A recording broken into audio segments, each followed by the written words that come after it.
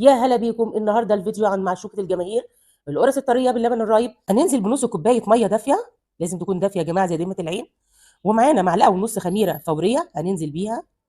ومعانا دلوقتي معلقه سكر حبيبات عادي، نقلب كويس جدا عشان نختبر الخميره. وطبعا هنركنها على جنب زي ما اتفقنا زي كل مره، مش اقل من 5 دقائق. اول حاجه جبنا طبق اللي احنا بنعجن فيه، ومعايا كيلو دقيق متعدد الاستخدامات وطبعا نخلاء. ومعايا دلوقتي نص كوبايه سكر حبيبات عادي نزلنا بيها. ومعايا دلوقتي معلقه صغيره بيكنج باودر نزلنا بيها. ومعايا نص معلقه ملح ننزل بيها كمان. نقلب بقى المكونات دي كويس جدا عشان. ومعانا دلوقتي كوبايه سمنه، طبعا لو سمنه بلدي افضل، هننزل بيها وطبعا دافيه.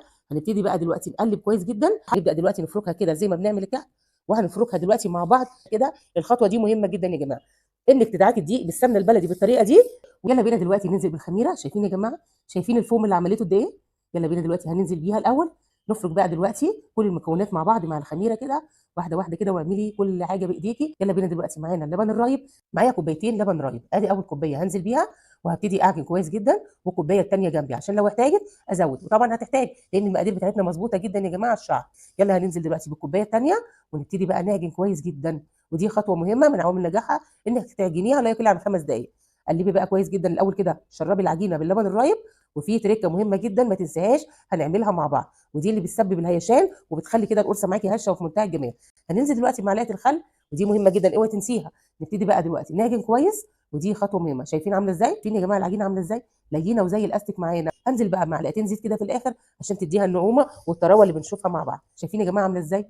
ملبن يا جماعه والله بتتعجن معانا عامله زي الاستك. ونغطيها بقى دلوقتي ونسيبها في مكان دافي لمده 40 دقيقه، واول ما تخمر هوريكم الجمال والعظمه دي. ودي القرص الجميله كده بعد ما خمرت معانا. شايفين العجينه عامله ازاي؟ مليانه هوا وخطيره. شايفين بتتفرد معانا بمنتهى السهوله ازاي يا جماعه؟ هتبداي كده تقطعيها كده من النص كده، هتعمليها على قطعتين. شايفين يا جماعه؟ في منتهى الروعه. نبتدي بقى كده تقطعيها الحجم اللي انت عايزاه، عاوزه تعمليها قطع كبيره او صغيره زي ما انت عاوزه. تبداي كده تمسكي القطعه وتبرميها بالطريقه دي لجوه كده، تلفيها على ايديكي. حاجه جميله ولينه في منتهى الجمال.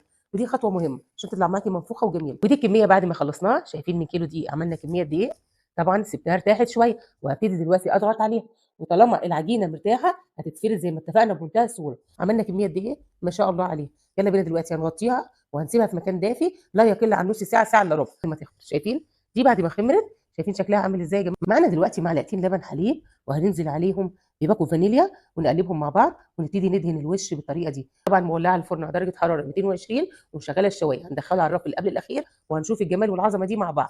بس تابع الفرن يا جماعه عشان بيتحمر بسرعه من فوق. خلاص بعد ما سيبناها في الفرن وطلعناها غطيناها 10 دقائق، وبكده نكون وصلنا لنهايه فيديو النهارده. عملنا مع بعض قطره قرص فلاحي باللبن الرايب، مقادير اقتصاديه ونتيجه مضمونه 100%.